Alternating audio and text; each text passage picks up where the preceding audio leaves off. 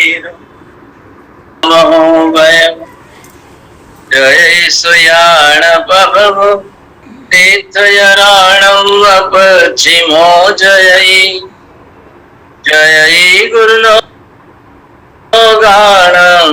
जय महब्बा महावीर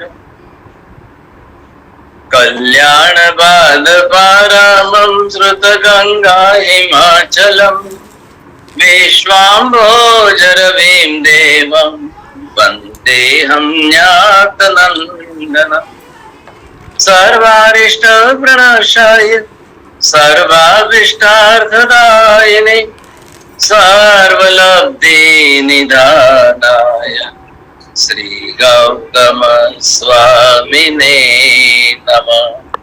श्री सुधर्मा स्वामिने नमः। अज्ञानतिमिरान्धानां ज्ञानाञ्जनशलाकया नेत्रमुन्मीलितं येन तस्मै श्रीगुरवे नमः। धर्मलाभ बख्शले भाग्यशालियों, आज 4 सितंबर सोमवार का दिन है। हमने 2 दिन की कार्यशाला द टोटल वर्कशॉप जो है the modern geography and the Jain geography, Jain धर्म के शास्त्र के अनुसार हमारे आगमों में पृथ्वी के बारे में, जम्बू द्वीप के बारे में, सूर्य चंद्र आदि के बारे में क्या और कैसा वर्णन किया गया है, उसके साथ साथ आज की जो मॉडर्न जो है ज्योग्राफी, दोनों का थोड़ा कंपैरेटिव स्टडी करने के लिए आज की वर्कशॉप रखी। दोनों दिन जो है हम 2-2 घंटे 3-3 घंटे बैठ करके इस पर डिस्कशन करेंगे। आज के मुख्य मेहमान खास करके केरला से पधारे हैं बिंदुबेन सिद्धार्थ भाई शाह। बहुत वर्षों से इन्होंने इसी विषय में अभ्यास किया है। आप ये समझिए कि इनकी जिंदगी के मुख्यतम सारे वर्ष इसके इसी में बीते हैं और बड़ी जिज्ञासा से, रुचि से, रस से इन्होंने अभ्यास किया। इंडियन प्राइम मिनिस्टर को एक ऐसा प्रोजेक्ट दे रहे हैं, the one nation one calendar, ये इनका प्रयत्न है। If she will success in this project, then in the whole India there will be the one calendar and which will be according to the Jain system.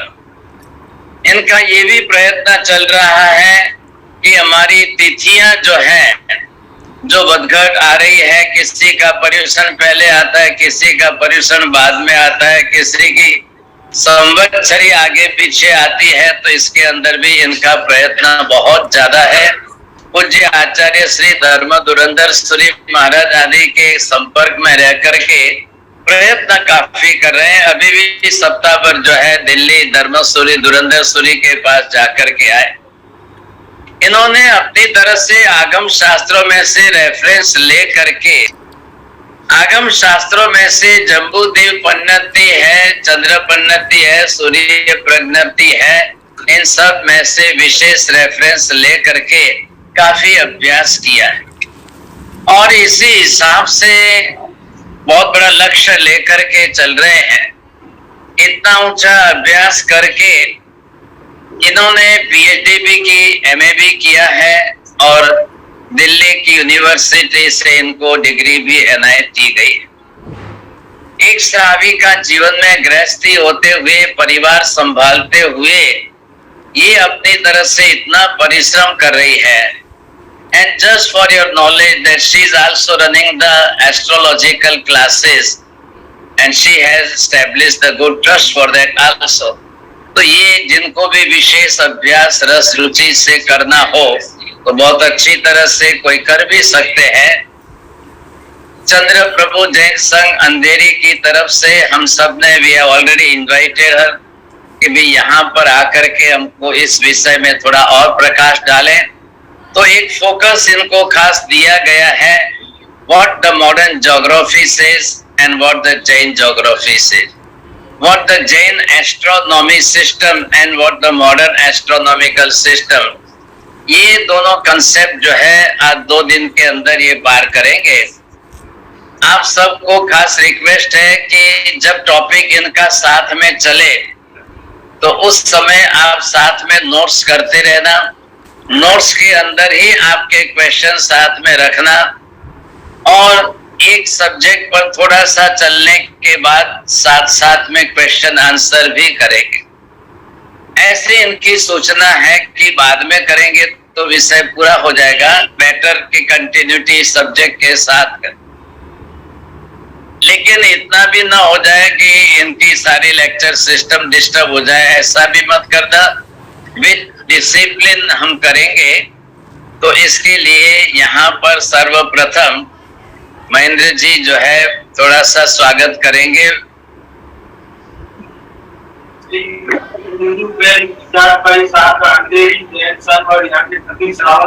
आपका हार्दिक स्वागत करते हैं।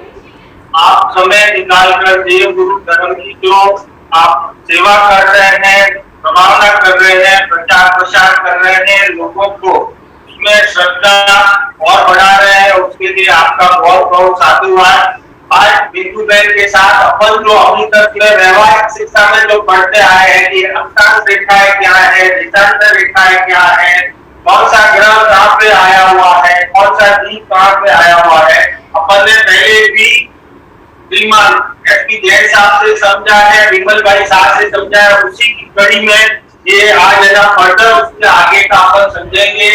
थोड़ा व्यवस्था बना के रखे, थोड़ा इससे बात रखे अपना, जब तक है ना लास्ट में सर्वमंगल नहीं हो तब तक आप विराजमान रहेंगे। आपकी बहुत बहुत अच्छी प्रभावना।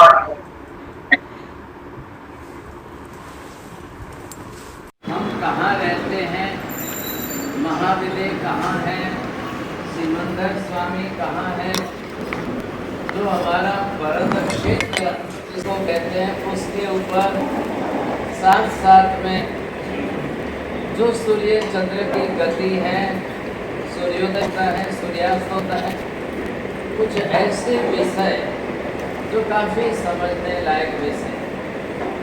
इन विषयों पर श्रीमती बिंदुबेन सिद्धार्थ भाई शाह ने अपना गहन अभ्यास किया हुआ है। कल भी जैसे सबको समझाया, आज इसी विषय में आगे बढ़ेंगे। जो प्रश्न है वो हमारी पृथ्वी के विषय के भरत क्षेत्र के बारे में, खास करके इतना एक क्वेश्चन लेना है। आज दूसरा भी अवधि है, जिस विषय के अंदर चले, समझ हो अच्छी और सबकी शंकाओं का समाधान हो। लेकिन आप याद रखना, आप अपनी तरह से जिस प्रकार के जैसे प्रश्न बहुत अच्छी तरह से सोच समझ करके पूछना और समझाने की कोशिश करेंगे।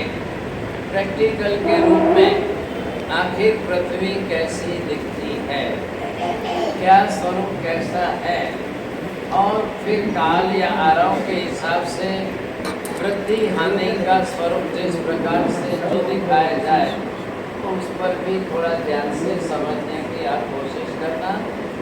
बिंदु बहन जी आपके सामने प्रस्तुत करेंगे। श्रीमती बिंदु बहन सिद्धार्थ भाई शाह का अंधेरी संघ और सभी साहब का आपका हार्दिक स्वागत करते हैं। आपने कल जो भी है ना बताया, हमने उसको थोड़ा डाइजेस्ट करने का कोशिश किया और उसमें थोड़े आगे बढ़े। अब जो विषय आपने लिया है, हमारे संघ की ऐसी इच्छा है, सभी साविकाओं की ऐसी इच्छा है कि आज आपका है ना ये लास्ट वर्कशॉप नहीं होगा। आप इसको है ना और है ना 1-2 दिन है ना अगर संभावना है तो उसको है ना आगे बढ़ाएंगे तो हमारे ज्ञान में वृद्धि होगी। हमारे को और अच्छी तरह दिन शासन और उसकी व्यवस्था, खगोल भूगोल वगैरह को समझने को मिलेगा। पुनः एक बार आपका बहुत बहुत अभिनंदन।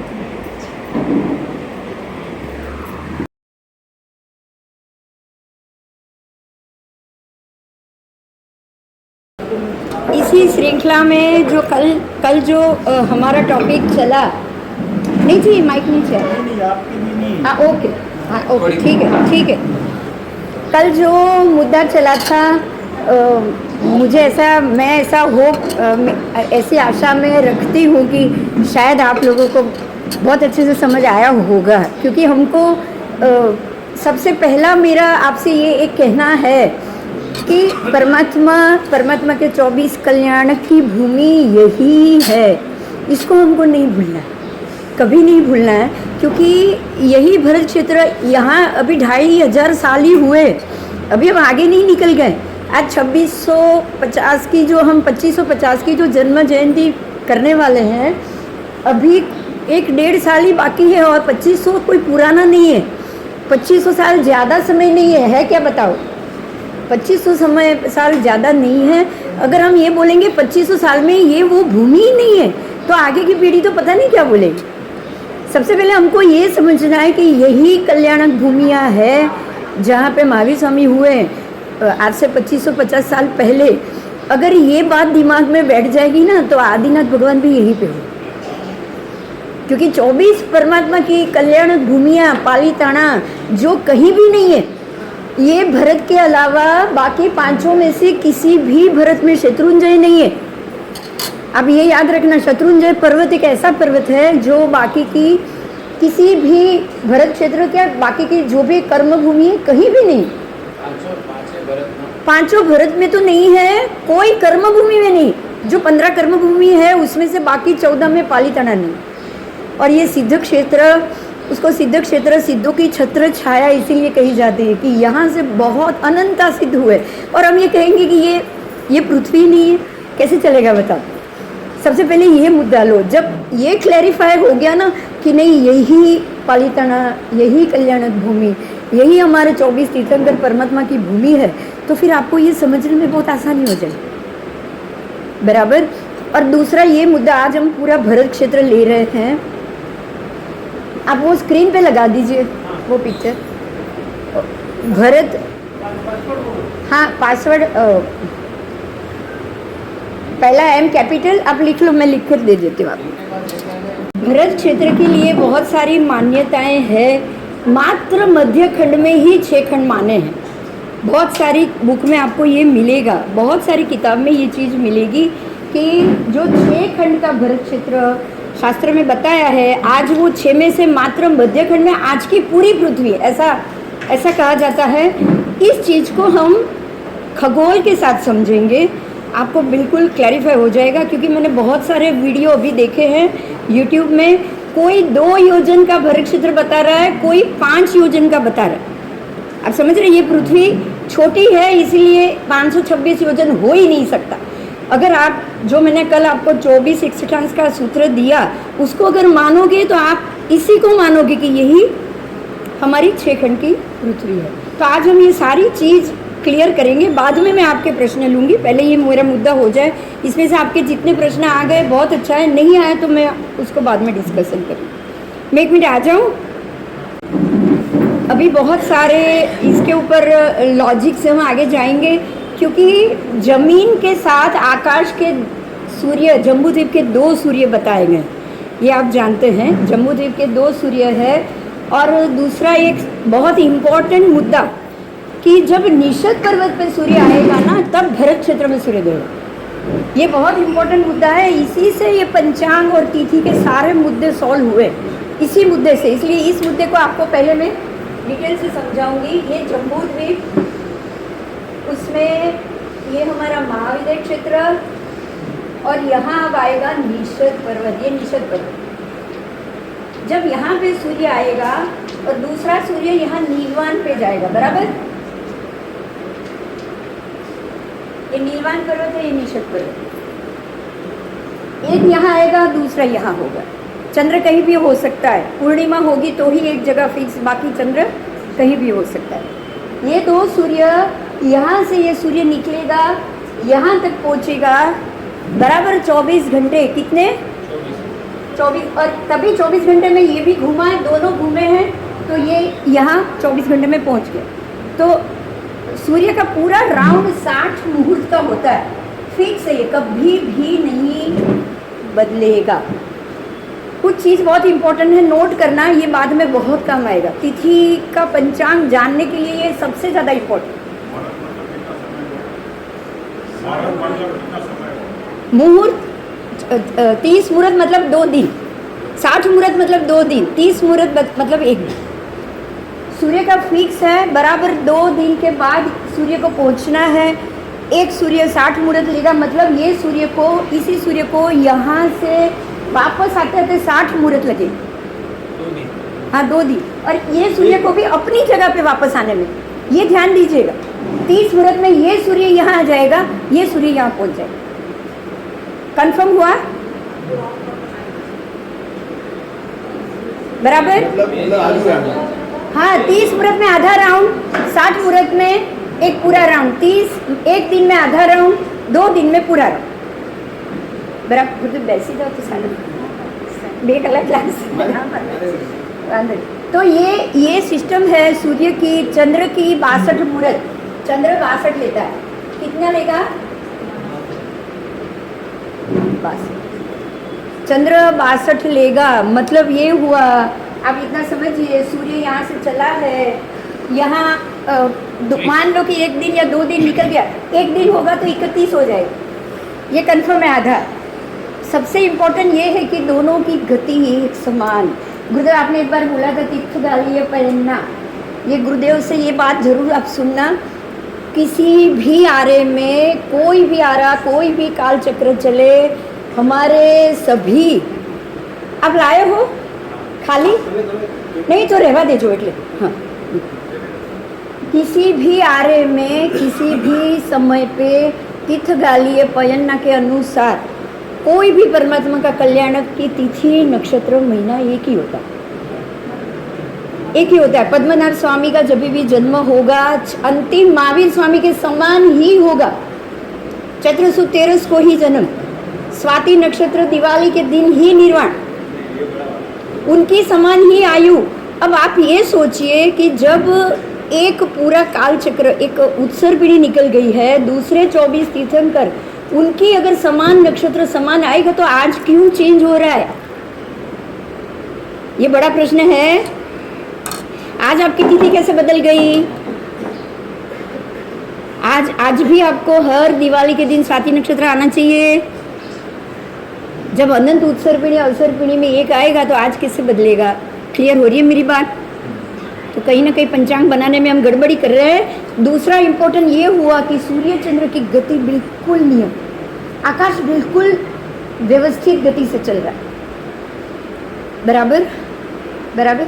अच्छा, अब दूसरा यहाँ पे आ जाती हूँ मैं वापस। जब भी यहाँ आएगा भरत क्षेत्र में सूर्योदय, आप गिनती करोगे ना, ये भरत के 500 योजन हुए, उसके बाद 1000 योजन का पर्वत 1500, थोड़ी फास्ट गिनती करूँगी। उसके बाद आएंगे डबल, मतलब 2000 योजन का, तो 1500 और 2 3500, ऐसे गिनते गिनते निषद पर्वत तक आपके 31,500 हो जाएंगे। आप गिनिएगा बाद में, हर एक एरिया आप जाओगे ना बराबर 31,500 हो जाएगा। और ये नियम है, 31,500 योजन दूर से सूर्य दिखाई देता है। सूर्य 31,500 योजन तक ही दिखेगा, उससे ज़्यादा नहीं दिखेगा। क्यों? गोलाई का एक नियम होता है। आप किसी भी गोलाई पे खड़े रहोगे, यहाँ से सिर्फ यहाँ तक रोड दिखेगा, बाद में रोड नहीं दिखेगा। ये गोलाई का सिद्धांत है। और हमारा जो जम्बू द्वीप है 3,15,000, ऊपर कुछ 600 या ऐसा जो भी हमारे योजन है, आप बराबर उसका 10वां भाग करो। ये 10वां भाग बहुत इंपॉर्टेंट है। 5 भाग एक सूर्य के, 5 भाग दूसरे सूर्य। मैं करूं? ठीक है। देखिए यहाँ का 500 हुआ, उसके बाद का 1000, आप जोड़ते जाओ, फास्ट जोड़ते जाओ। उसके बाद के पर्वत का आएगा 2000, उसके बाद के पर्वत का आएगा 4000, उसके बाद का जो आएगा वो 8000, और निषद पर्वत आ गया 16000। आप सबकी गिनती करो बराबर। पीछे का मैंने छोड़ दिया, डबल ही जाना है। आप क्लियर हो गया? अब सबका टोटल मारोगे 31,500 हो जाए बराबर। तो 31,500 योजन दूर से सूर्य दिखाई देता है। अब आप ये सोचिए, सूर्य है कहाँ पे? निषद पे। निषद पे आ गया, मतलब निषद के माथे पे आ गया, तो वहाँ कितने बजे होंगे? दोपहर के 12 माथे पे ना निषेध के, और उस वक्त हमारे ये 6 खंड में से आ रहा है भैया?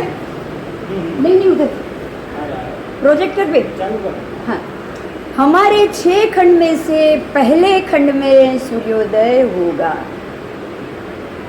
पहले खंड में मतलब जापान में, आपका जापान। 1 मिनट आप वो चालू कर रहे हैं, मैं बताती हूँ।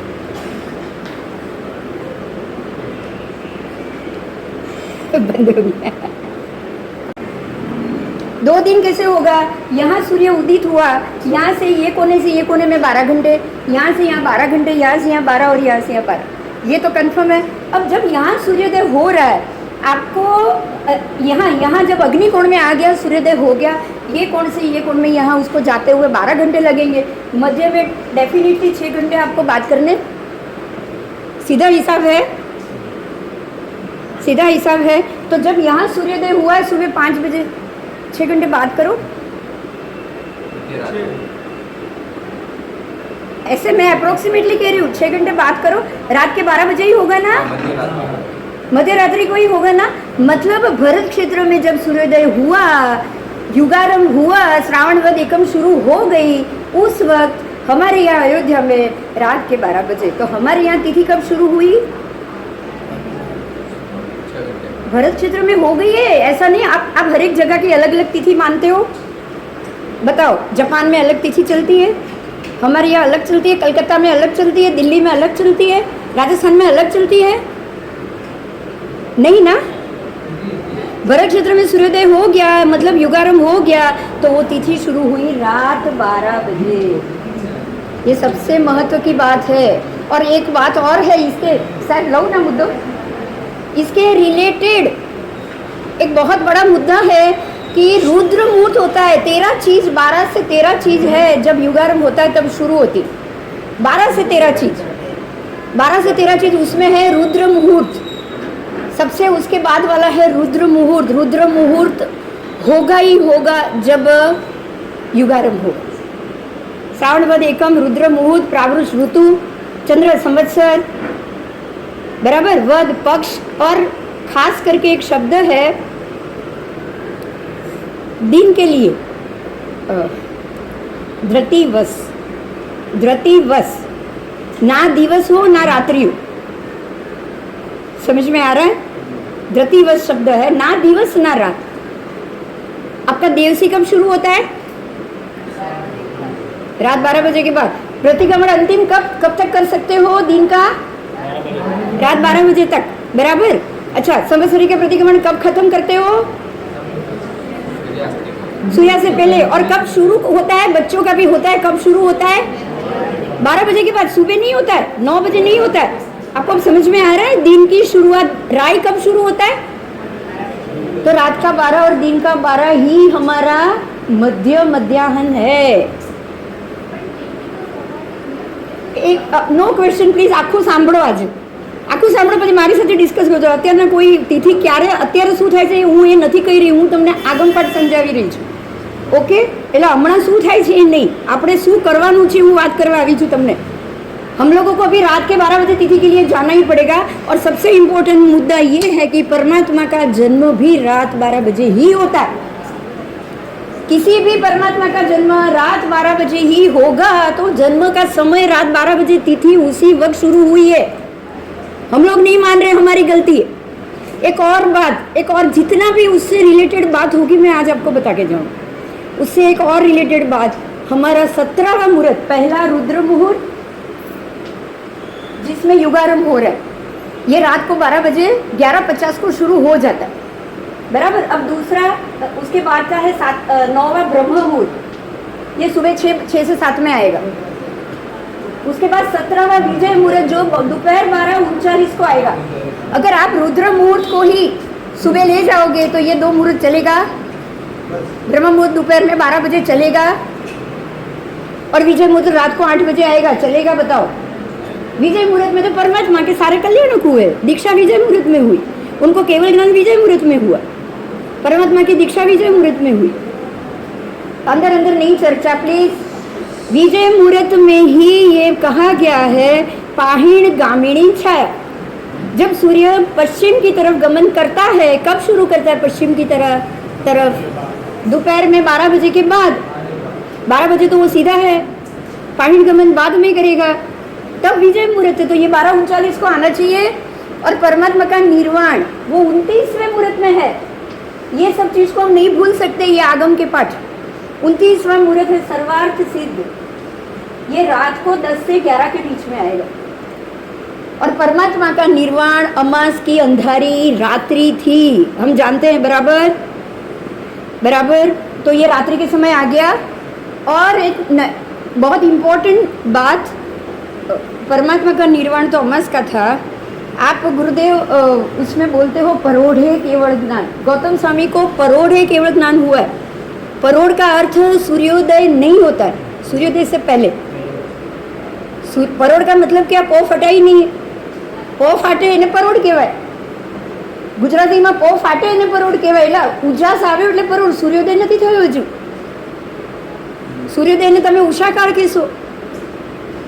સમજાય છે? આ પરોઢે કેવળ જ્ઞાન અને એ વખતે જ એકમ હતી। તો પરમાત્મા હતા ત્યારે તિથિ ક્યારે બદલાતી હતી? બોલો। નિર્વાણ છે રાત્રે 10 થી 11, ત્યારે પર એ ટાઈમે આજથી 2500 વર્ષ પહેલા, 2548 વર્ષ પહેલા નિર્વાણ થયું છે। 29મા મુહૂર્તમાં સર્વાર્થ સિદ્ધ મુહૂર્ત કલ્પસૂત્રમાં બધા પાઠ છે। અને એ સમયને આપણે અમાસ માની ભગવાનનું નિર્વાણ અમાસનું કરીએ છીએ। ગૌતમ સ્વામીને પરોઢે કેવળ જ્ઞાન છે, એમનું કેવળ જ્ઞાન આપણે પરોઢે કરી રહ્યા છીએ। તો એ વખતે એકમ જ માની હતી, તિથિ રાતે 12 વાગે જ બદલાણી। હા કે ના? હા કે ના? તો હવે આપણે પાછા મૂળ પાઠ પર જવું છે કે નથી જવું? કે હજી આપણે આમ જ ચલાવવું છે? આમ જ ચલાવવું? પછી દેવસી ગમે ત્યારે પૂરું થશે। તમે સવારે બી પ્રતિક્રમણ કરી શકશો। આજનું 14 પ્રતિક્રમણ સવારે 7 વાગ્યા સુધી થાય। સૂર્યોદય ક્યાં ઉગ્યો છે? ચાલશે? આ બધા મુદ્દા આપી દીધા તિથિના। સમજાણું? હવે તિથિ ક્યારે ચાલુ થાય? જો હવે આપણે પાછા ગણિત પર આવીએ। તિથિ ક્યારે ચાલુ થાય? હવે આનાથી પણ કન્ફર્મ કરીએ। સૂર્ય જ્યારે નિષદ પર્વત પર હોય ત્યારે ભરત ક્ષેત્રમાં પહેલું કિરણ આવે, એ પણ જાપાનમાં। અને એ સમયે અયોધ્યામાં રાતના 11:50 થયા હોય। સમજાય છે? કારણ કે ત્યાં છે ને સૂર્યોદય, શ્રાવણ મહિનાનો સૂર્યોદય છે ને જાપાનમાં સવારના 4:50 થાય છે। 4:50 એ પણ જે 18 મુહૂર્તનો દિવસ ને 12 મુહૂર્તની રાત્રિ પ્રમાણે માપ કાઢ્યું છે ગુરુદેવ। આપણું આગમ પ્રમાણેનું સૂર્યોદય, સૂર્યાસ્ત, નવતારસી, પોરસી દરેક દિવસને માપ કાઢ્યા છે। સમજાયું? એટલે હવે આપણે આ મુદ્દો, હવે એમાં અયોધ્યા, હવે મારે બીજો જે મેઇન ક્લિયર કરવો છે કોન્સેપ્ટ, કે જે ખાલી વચ્ચેના મધ્યખંડમાં જ આપણે 2 યોજનનું ભરતક્ષેત્ર આજે માનીએ છીએ, અથવા કોઈ 5 યોજન જાણીતી દુનિયા કરીને તમે ભણ્યા હશો। પાઠ અત્યાર સુધી ચાલ્યા છે, પાલિતાણા જમ્મુદ્વીપમાં પણ એ જ હોય છે। અને એના પછી બીજા હમણાં આવ્યા છે 2 યોજનના પણ માન્યા છે, કારણ કે નાનું થતું જાય છે। એટલે આટલું તો આદેશ અદાતા વખતે હોય જ નહીં। આપણે બી માનીએ છીએ હોય જ નહીં, પણ એને નાનું થતું આપણે એક્સેપ્ટ કરવું પડશે। હવે તમે આવો વચ્ચેમાં સૂર્યોદયની કલ્પના કરો। માની લો ગુરુદેવ વચ્ચે ખાલી બતાવજો અયોધ્યા પાસે। માની લો કે જો વચ્ચે જ આખી તમારી 2 યોજન અથવા 5 યોજનની આજની પृथ्वी હોય, मान लो, मैं हिंदी बोली गुजराती पे, मान लो कि वहाँ पे 2 योजन या 5 योजन का भरत क्षेत्र है, तो भरत क्षेत्र में 12 घंटा सूर्य लेता है। ये 6 खंड में 12 घंटे का सूर्य होता है। अमेरिका, जापान और अमेरिका के बीच में कितने घंटे का सूर्योदय है? अलास्का, आप लास्ट देखो, एलए देखो, जापान से एलए, हमारे यहाँ से एलए 11 घंटा है, और जापान से डायरेक्ट सूर्य की किरण तो पहुंच जाएंगे, 12 घंटे से ज़्यादा नहीं है। अब आप 2 योजन में 12 घंटा लोगे, या एक ही खंड में 12 घंटा लोगे, तो जम्बूद्वीप को कितने सूर्य चाहिए?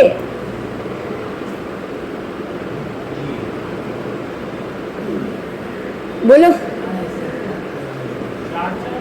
4 नहीं, 200 चाहिए। 200 चाहिए, 4 नहीं चाहिए। आप देखिए 12 घंटे में ये कोने से ये कोने में आ रहा है, 4 ही कोने हैं आपके पास, और आप तो खाली 2 योजन में ही मान रहे हो 12 घंटा।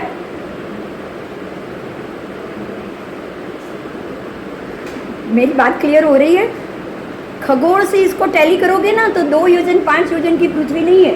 पृथ्वी ये कोने से ये कोने तक ही है, अंदर पानी भर गया है। हमारा भरत क्षेत्र कम नहीं हुआ है, 526 का ही है, पर भरत के अंदर लवण का पानी आ गया है, उतना फर्क पड़ा है बस। अब यहाँ से यहाँ अगर 12 घंटा हो रहा है उसी में, तो आप ये सोच सकते हो कि यहाँ इतना ही आप भरत मान रहे हो।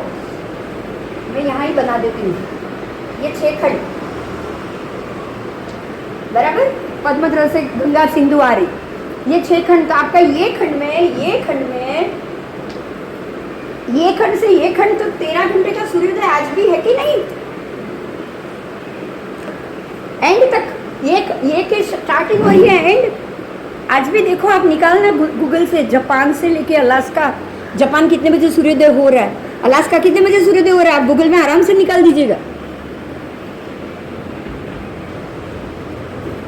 13 घंटे बराबर। तो आपके ये कोने से ये कोने में सूर्य आ गया और आप खाली बीच में 2 योजन का ही रख रहे हो, तो 2 योजन में 12 घंटे, इतना समझिए। यहाँ खाली 12 घंटे होंगे इधर ही, तो यहाँ पहुँचते हो 36 घंटे हो जाएंगे।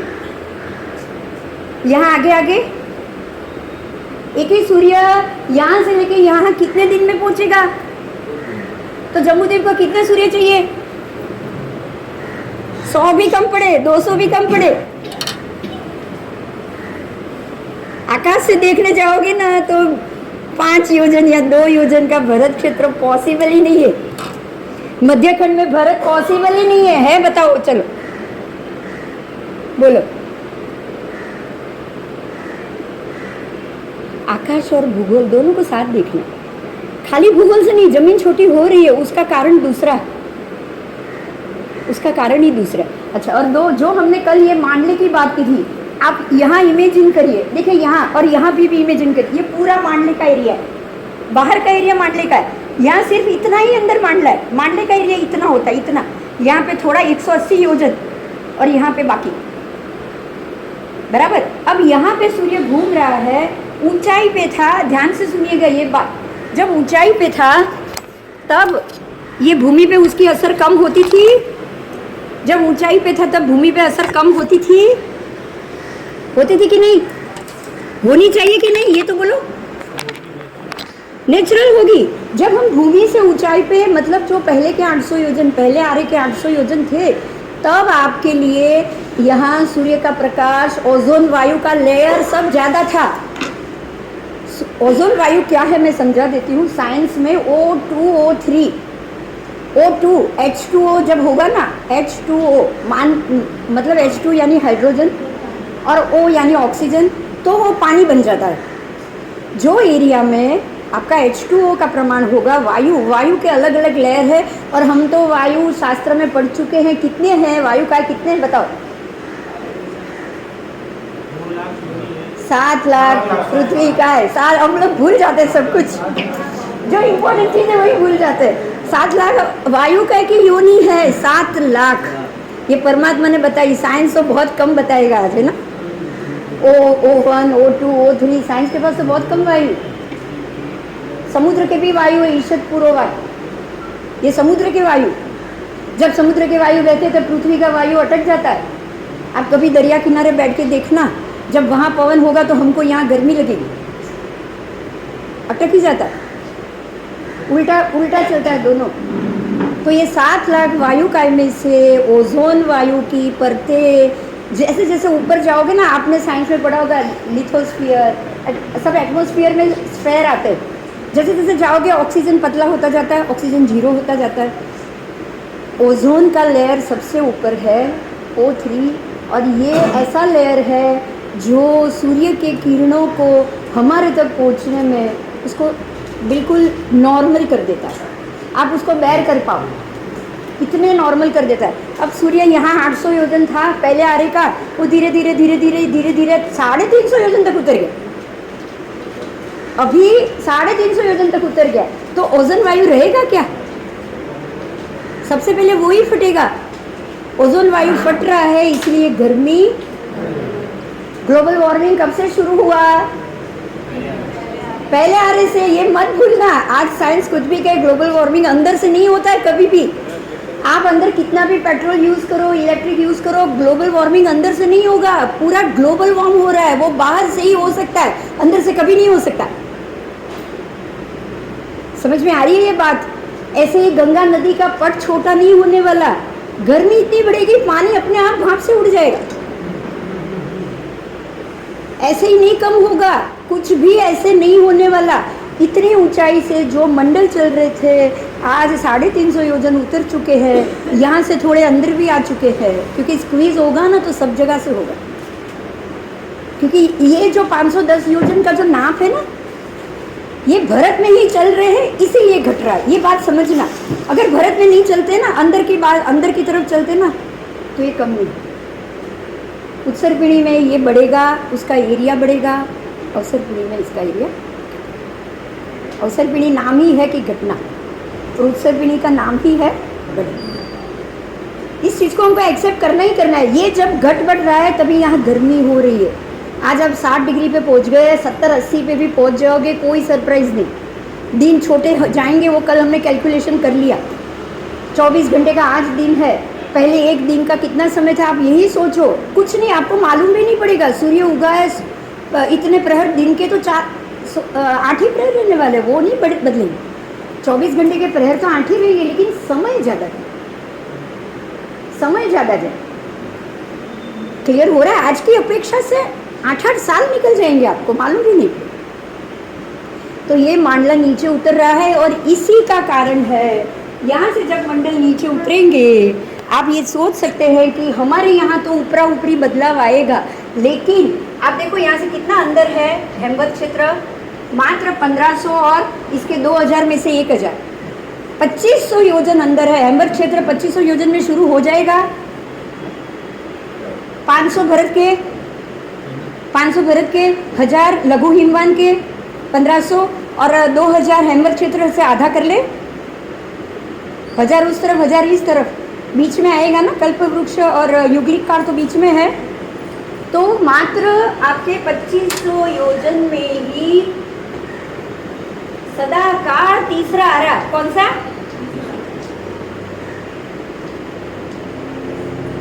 ये हुआ हमारा हेमवत क्षेत्र। आप सोचिए, हेमवत क्षेत्र में सदाकाल तीसरा आ रहा क्यों है? क्योंकि उसको सूर्य का प्रकाश 2500 योजन दूर से मिल रहा है, और हमारे माथे के ऊपर से जा रहा है, हमारे माथे के ऊपर से जा रहा है।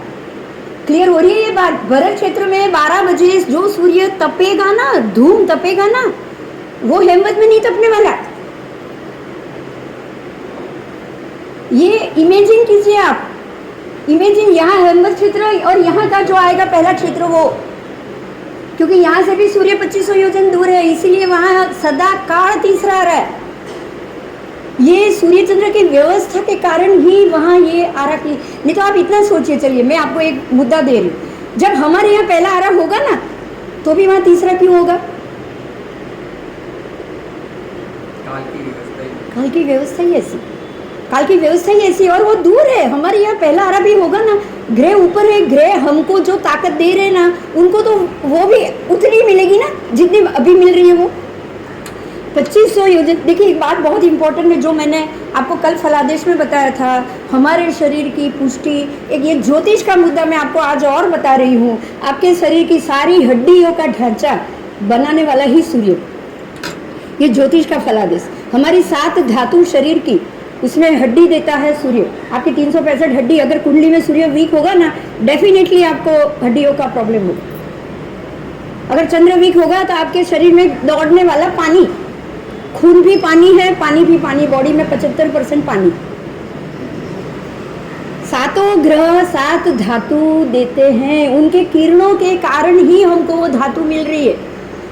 जब ये सूर्य ऊपर थे, इतनी ऊंचाई पे थे 800 योजन के, तब वो इतने पुष्टिदायक थे कि लोगों की ऊंचाई 1500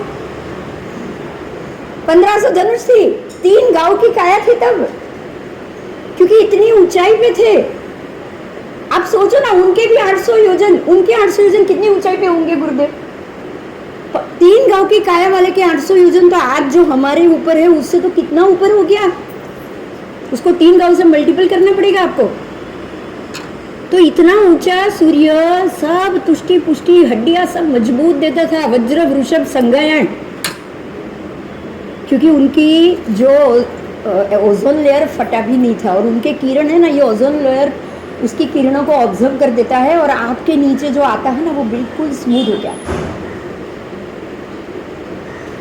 ये वायु का है का काम, वायु का जीवों का यही काम, हमारे लिए उपकारी है। वो इतने उपकारी है कि पहले आरे में आपकी हड्डियां वड्डियां सब मजबूत रखेंगे, थोड़े और नीचे उतरे, ओजोन वायु फट गया है, किरणें थोड़ा फट गया है, किरणें ज़्यादा आ रही है, किरणों की असर ज़्यादा हो रही है, कुछ समय के बाद यहाँ दूसरा आरा शुरू हो, क्योंकि वो नीचे उतर रहे हैं। हमारे पर्याय घट रहे हैं, अनंत पर्याय में बदलाव आ रहा है, आपकी हड्डियों का ढांचा घट रहा है, पसलियाँ घट गई ना, संग्रहण तो वही था, पर 256 से कितनी हो गई, 135, 256 से दूसरा आ रहा, 136 की आप कुछ इतनी है, हो गई, कम हो गई, पसलियाँ कम हो गई, ऊंचाई कम हो गई, सब कुछ कम हो गया, भूख भी पहले 3 दिन में लगती थी, अब 1-2 दिन में भूख लग रही है। क्यों? Please no talk please. अब 2 दिन में भूख लग रही है, क्यों? सूर्यमंडल नीचे उतरा है, मांडले नीचे उतरे, उसके बाद आओ तीसरे आरे में। तीसरे आरे में क्या होगा? और कम होगा, और कम होगा, क्योंकि वो उतरेगा नीचे। अच्छा, ये जब उतर रहा है ना, मेन मुद्दा यहाँ पे असर होगी क्या? कौन से क्षेत्र पे उतरेगा? भरत में उतर रहा है, तो ये 2500 योजन कोई फर्क नहीं। जब ऊपर था तब भी वहां तीसरा ही आ रहा था, नहीं तो सूर्य अगर हमारे यहाँ पहला आ रहा हो तो यहाँ कैसे तीसरा हो सकता है? दिमाग में आ रही है ये बात? ऐसे छोटे छोटे मुद्दे हैं ना कि भगवान की बात पे अपने आप भरोसा हो जाए। आप ये सोच ही नहीं पाओगे कि आगम आज कुछ दिखाई नहीं दे रहा है, जो आगम है ना वो हमारे पास आ जाएगी। अब ये सोचोगे ही नहीं, अगर ये मुद्दे से इसको साइंस के साथ तुलना करो। भगवान ने जो साइंस बताया, आज का साइंस तो कुछ भी नहीं। आज का साइंस ओजोन वायु आज बता रहा है, भगवान ने तब बताया कि ये घटते हुए ओजोन वायु टूट रहा है, घट रहा है, तो जहाँ सूर्य होगा वहाँ ही बदलाव आएगा। जब सूर्य ऊंचाई पे था, अच्छी व्यवस्था थी, तब भी यहाँ तीसरा आ रहा ही था। क्यों? क्योंकि उन लोगों को किरण नहीं मिल रहे, उन लोगों को प्रकाश मिल रहा है। बात समझ में आ रही है मेरी? उन लोगों को सूर्य के किरण की असर नहीं मिल रही है, उन लोगों को सूर्य के किरण का मात्र प्रकाश मिल रहा है, मात्र प्रकाश। बोलो, कोई प्रश्न अभी तक? आप नियतिना कारणे घटाओ कि सूर्य चंद्र की गतिना कारणे घटाओ? एक और महत्व का मुद्दा गुरुदेव ने अभी बोला, उसको सुनिए। आपको ये पता है यहाँ कितने एक पल्युपम के आयु के हर एक पर्वत, हर एक क्षेत्र के देव हैं? पता है? हर एक क्षेत्र में देव, कोई भी जम्बूद्वीप होगा देव, कोई भी पर्वत के अलग देव, वैतरणी के अलग देव, गंगा नदी की अलग देवी, समझ में आ रहा है? लवण समुद्र के अलग देव, और लवण समुद्र के तो देव हैं, लेकिन वहाँ भी जो पर्वत है ना, कर्कोटक पर्वत, जो भी अंदर नागकुमार देवों के, उनके भी अलग देव। ये पूरी संसार ये देवों के हाथों द्वारा उसको संभालने की सिर्फ और सिर्फ व्यवस्था। ये व्यवस्था में नियति, हम जिसको नियति बोलते हैं, वो मान लो कि आज नियति में आज यहाँ पे फ्लड आना होगा, मान लो कि यहाँ आज बहुत पूर आए और भरत क्षेत्र, अरे मैं सीधी बात बताऊँ कि जो छठे आरे की आज शुरू होगा, तब 7 रात तक 49 दिन तक 7 अलग अलग वर्षा होने वाली है। ये तब होगी जब वो समय आएगा, और उस वक्त वहाँ के जो देव होंगे ना, उनके दिमाग में ये बात आएगी। मनोगत संकल्प गुरुदेव बहु वारे घड़ी आगम में पाठा, उनको मनोगत संकल्प हुआ। हर एक जब चक्रवर्ती भी आते हैं ना, वो गिरी कुमार के बाद जब तीर छोड़ते हैं ना, तो पहले तीर पे लिखा हुआ नाम पढ़ते ये भरत, राजा भरत चक्रवर्ती, तुरंत वो समझ जाते हैं, क्योंकि उनको पता है कि चक्रवर्ती आएगा और मुझे उसको सरेंडर करना है। तो वो उनको मनोगत संकल्प होगा। इसी तरह सभी देवों को हमारे जो ये 20 भवनपति निकाय है ना, उनका काम ही यही, अग्नि कुमार का अग्नि का काम, विद्युत कुमार का विद्युत का काम, मेघ कुमार का मेघ का काम। और हम ये जो बोलते हैं ना हिंदू की बात, अभी मैं ला रही हूँ, बहुत महत्व की है इसलिए ला रही हूँ। हम कहते हैं शेषनाग के ऊपर ये पृथ्वी है, और जब हम नहीं, वो हिंदू, और जब शेषनाग जब मस्तक हिलाते हैं या कुछ करते हैं तब ये पृथ्वी हिलती है और धरतीकंप होता है, ऐसा कहते हैं ना। आपको एक बात बताऊं, ये खाली कहानी अलग, बाकी स्थिति यही वही है। स्थिति में क्या है पता है? जब नीचे, ये आगम का पाठ है, मैं आपको दूंगी ये भगवती सूत्र का, जब पृथ्वी के नीचे के भाग में यानी कि रत्न प्रभा में महोरग, महोरग का अर्थ क्या हुआ? बड़े बड़े महाकाय सर्प, बड़े बड़े सर्प, महोरग देव आवन जावन करते हैं ना, खाली आने जाने से भी पृथ्वी ऊपर हिल जाए। ये आगम का पाठ, उनके आवन जावन से एक जगह से दूसरी जगह जाना, दूसरी जगह से इस जगह जाना, आने जाने में भी धरती हिल जाएगी। अच्छा, दूसरा, जब घनोदधि घनवात तन्वात में जब यहाँ से शिफ्ट होके कभी 7वीं नरकी में चले जाएंगे रत्न प्रभा के, और वहाँ से शिफ्ट होके कभी देवलोक की घनोदधि में वो चले जाए, मरण समुद्गात, वेदना समुद्गात, कषाय समुद्गात, ये 3 समुद्गात घनोदधि घनवात तन्वात के जीवों को होता ही है।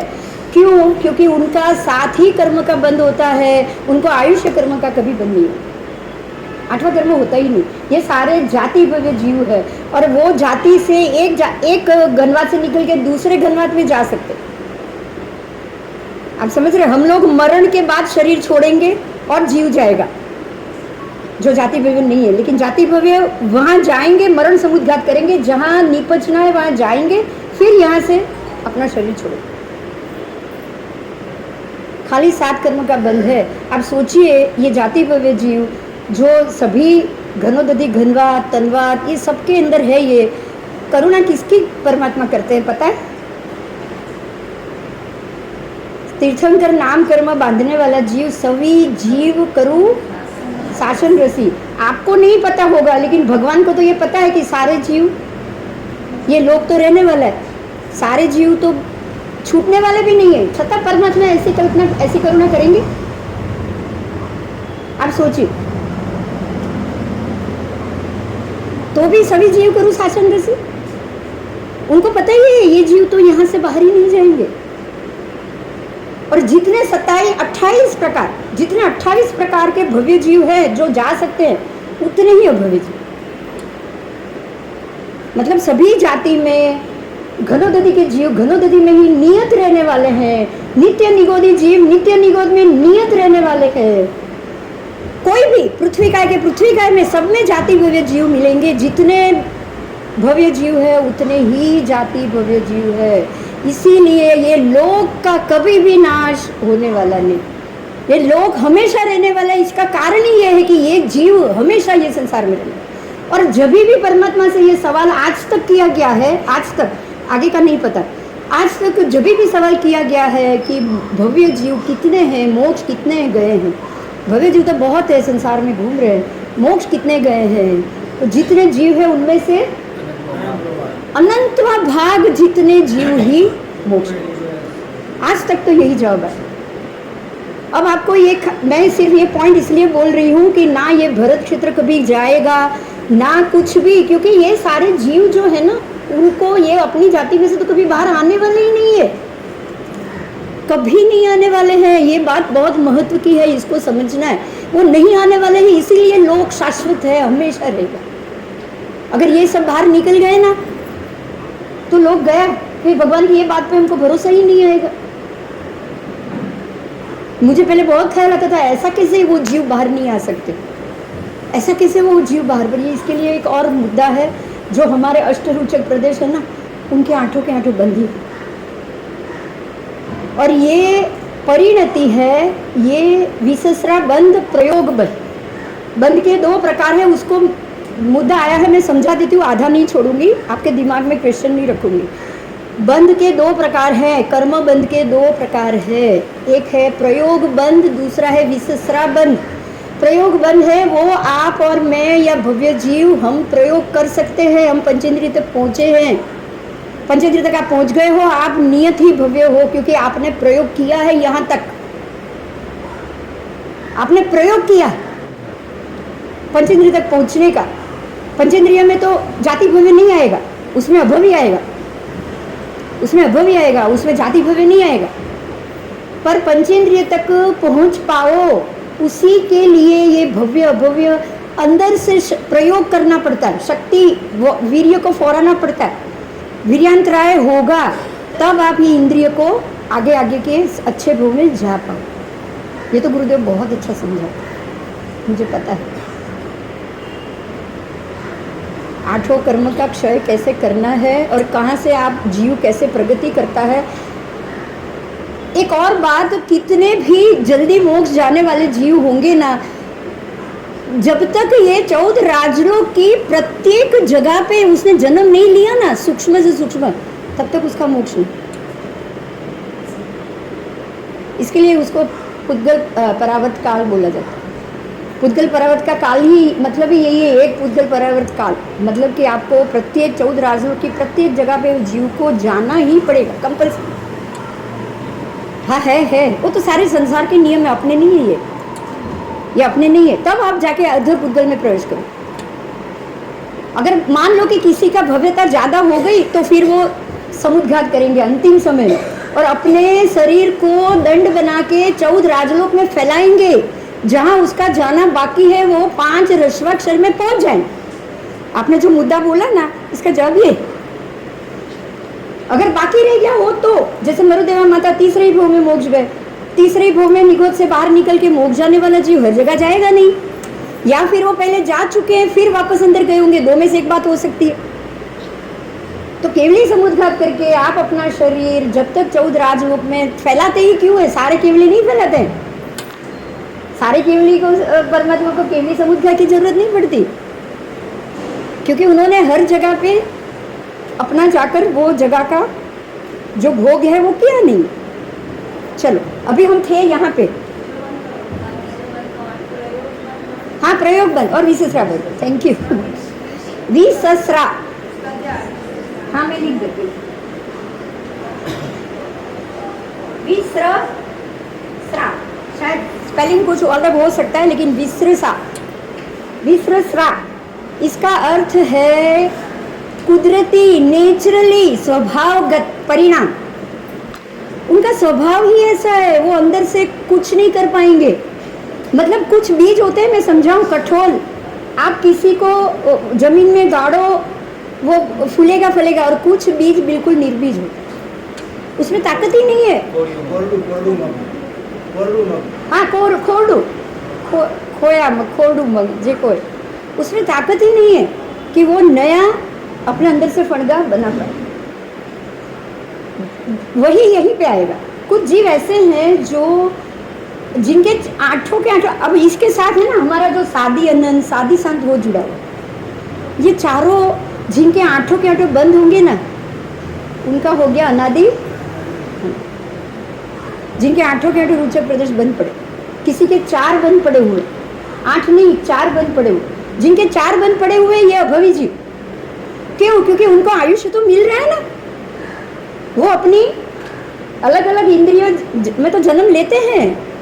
अभवी जीव के 4 बंद है, उसके कारण जो बंद है वो है चारों के 4 हमारे घाती कर्म का क्षय करने वाले कर्म।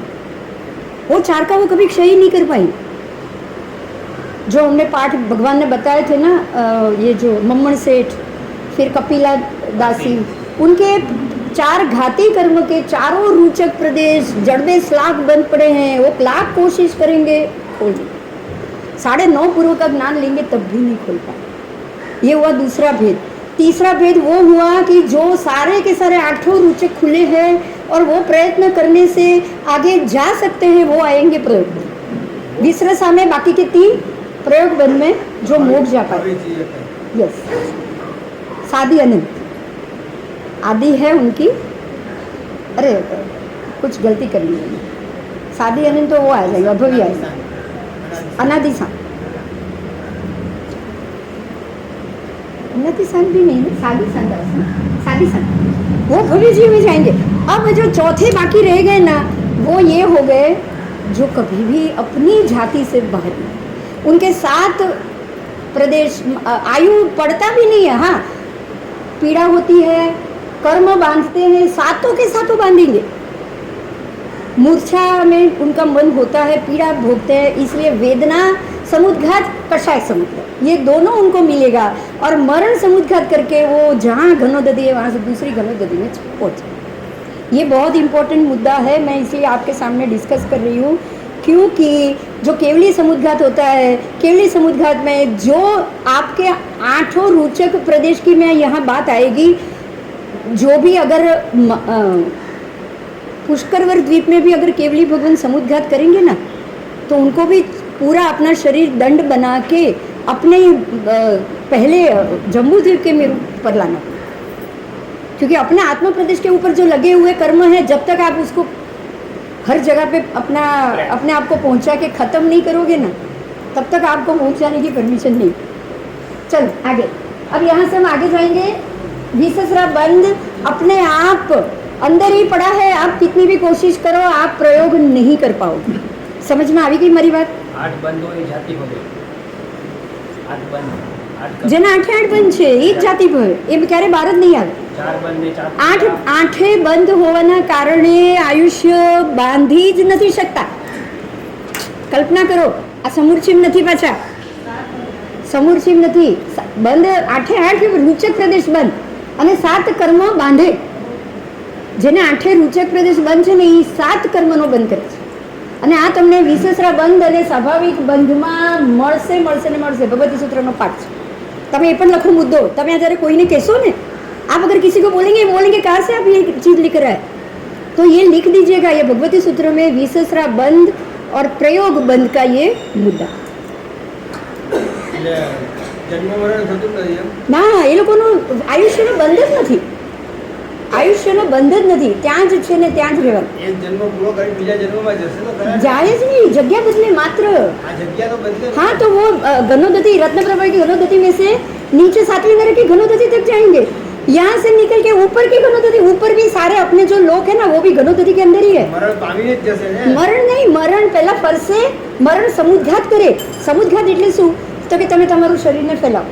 समुद्घात का अर्थ क्या है कि आप 7वीं नारकी से ऊपर ईशत द्वारा पृथ्वी के वहाँ तक, वहाँ के घनोदधि तक आप अपना शरीर फैलाओ।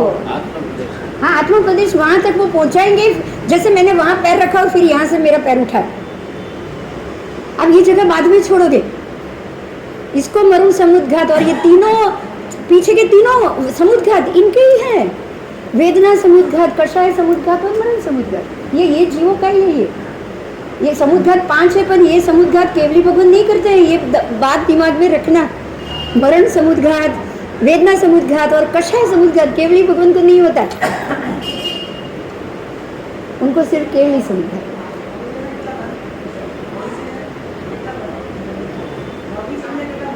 ભવ્ય જીવના 8 આયુષ્ય એ બધું જ બાંધે। 8 ખુલ્લાપણ છે, 8 ખુલ્લાપણ છે।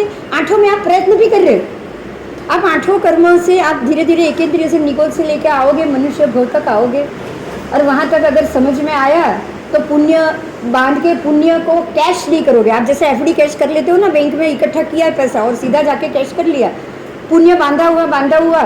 जैसे कि ये हमारे त्रिसृष्टिशाला का पुरुष वासुदेव ने कैश कर लिया, प्रति वासुदेव ने कैश कर लिया, पुण्य बांधा था, बराबर, उसका यूज कर लिया कि मुझे शक्ति चाहिए, मुझे ये चाहिए, मुझे ये जमीन चाहिए, तो खत्म, वापस जीरो से शुरू। और जिनको पता है वो कैश नहीं करेंगे, उनको मोक्ष चाहिए, तो उनका पुण्य साथ में चलेगा। बस फर्क इतना, हमको सिर्फ कर्मों की व्यवस्था समझनी है और किसी को नहीं समझना।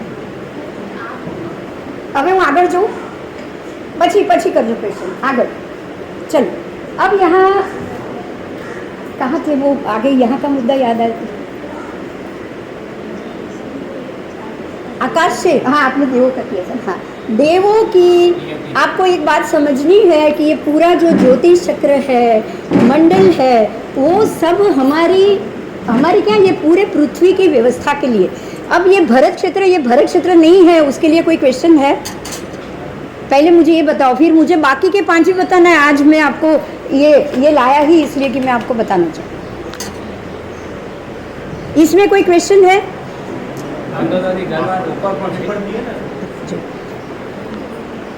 હા, ધનોદારી ઘરમાં બધે જ કોઈ, હા હા, સૌધર્મ દેવલોકમાં પણ બધા દેવલોકના વિમાનો હવામાં રહી જ ન શકે. ઘનોદધી, ઘનવાત, તનવાત વગર એક પણ વિમાનો રહી ન શકે. એ તો પાઠ છે, હું નથી કહેતી, આ ભગવતી સૂત્રનો પાઠ છે. બરાબર. આવો તમારા પ્રશ્નો પછી લઉં, જરા રેकॉर्डिंग चालू છે. थोड़ी बार रही प्लीज़. हाँ, टॉपिक लें. अब ये मुद्दा में आपको यही भरत और ये 6 खंड में विस्तृत है. बीच के मध्य खंड में 6 की 6 खंड नहीं है. ये तो क्लियर हो गया ना, क्योंकि 2 योजन का अगर भरत होगा तो 12 घंटे का सूर्य पॉसिबल ही नहीं है. और यहाँ हमारे लाइव पृथ्वी पे 12 घंटे का सूर्य है. सूर्य को अमेरिका से, जापान से लेके अमेरिका तक पहुँचते में 13 घंटे 13 घंटे लगते ही है एंड तक पहुँचने में. इसलिए ये संभव नहीं है कि वो बीच के खंड में हम 6 के 6 खंड को रख ले. तो ये मुद्दा तो अपने आप निकल गया. हाँ, 2 सूर्य भी आपको समझ में आ गया. अब मैं जो मुद्दा ले रही हूँ, अब मैं एक और ऐसा मुद्दा ले रही हूँ जो सूर्य और जमीन दोनों से रिलेटेड है. आपको सिर्फ उसको समझने की कोशिश करना.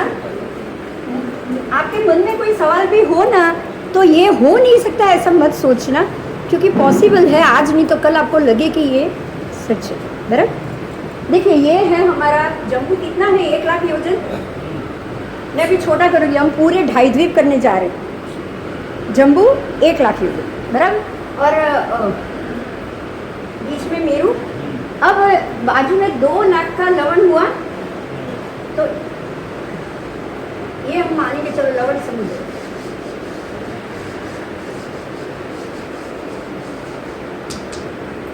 अब जो है एरिया, ये आएगा घातकी खंड.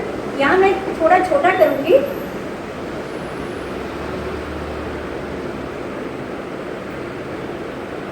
देखिए, आप जो रोज पढ़ते हैं ना, उससे ये थोड़ा आपको अलग दिखेगा. ये थोड़ा अलग दिखेगा. मैं समझाऊंगी आपको, कारण भी समझाऊंगी. अभी मैं यहाँ तक समझाती हूँ. देखो, ये 1 लाख है, बराबर. इससे भरत का माप यहाँ दुगुना है. हर एक भूमि का माप डबल है. डबल कैसे होगा? देखिए, अगर गोल है, अगर एक चौरस है, इसको मैं डबल करूँ, डबल तो लंबचौरस हो गया. इसको मुझे 4 गुना करना पड़ेगा. 4 गुना में करूँगी तो ही ये बड़ा चौरस हुआ ना. एक चौरस को मुझे डबल करना हो तो मुझे कितना करना पड़ेगा? क्लियर? तो ये 1 लाख है, तो ये अपने आप 4 लाख हो गया. ये 4 लाख. अब ये दोनों 4 लाख. अब एक महत्व का मुद्दा ये समझो कि अगर ये 4 लाख हो गया, और जिस प्रकार से हम ऐसे लगा रहे हैं ना पिक्चर, तो आपको पता ही है. एक बार वो पिक्चर हो जाए तो चालू करा लो, तो आपको इजी हो जाए. नहीं तो आम जम्बू द्वीप, अरे अढ़ी द्वीप कोई पिक्चर हो तो काढ़ी दो.